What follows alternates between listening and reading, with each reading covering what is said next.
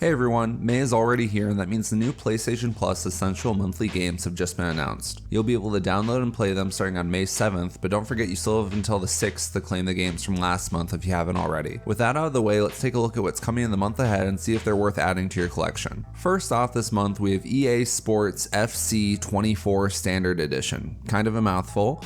The successor to the wildly popular FIFA series of games, FC 24 is the first installment in this new line of games. Developed by multiple EA studios, this game first released on September 29th of last year for all major platforms. It currently retails for $69.99 on the PlayStation Store, so if you haven't been interested in getting into football games, this is definitely one of the best ways to do it right now. If you haven't heard of it before, you can expect this game to play very similarly to previous FIFA titles with minor changes. In EA Sports FC, you are greeted with upgraded graphics as well as a career mode to play through. This time around there is also an ultimate team mode that includes women players, adding to the possible roster of players to build your team. I'm a little out of my depth though with this game, so I don't really play sports games, but it does seem that FC 24 has some genuine improvements in the genre. Most reviews were favorable, even if many fans were disappointed with the bugginess of the initial release. Metacritic gave the PS5 release a 76 out of 100, while IGN reviews thought pretty much the same with a 7 out of 10. Like I said, if this is your kind of game, it's at least worth a shot picking up this month. Next up, we have Ghost Runner 2, a sequel of the original if that wasn't obvious from the title. Developed by One More Level and published by 505 Games, this entry in the series was released to modern consoles on October 26th of last year. As of right now, this game is available for $39.99 on the PlayStation Store or for $54.99 if you want to pick up both titles at once. Ghost Runner 2 is an action platformer game played from a first-person perspective. Picking up where the first game left off, you will play as Jack, a ghost runner,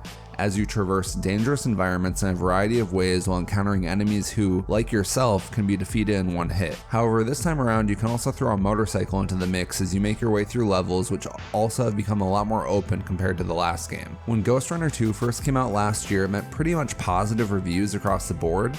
Metacritic gave the game an 80 out of 100 and IGN went as far as to give the game a 9 out of 10. I don't want to spoil much about this game when it comes to the story, but I think if you like cyberpunk vibes or just into fast-paced action games, you're going to want to dive into this series. And last but not least, we have a game that I love, Tunic.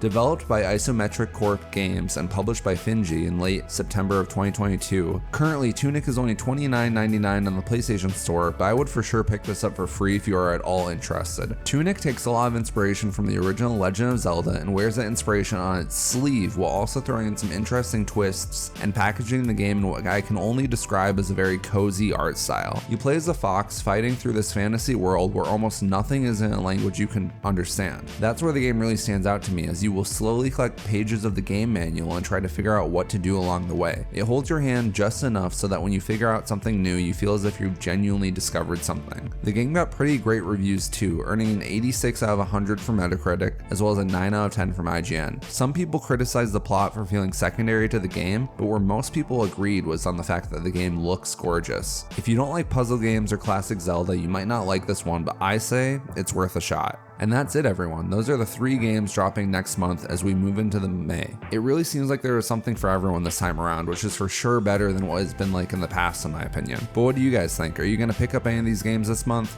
Let me know in the comments. Thanks for watching, and I'll see you all in the next video.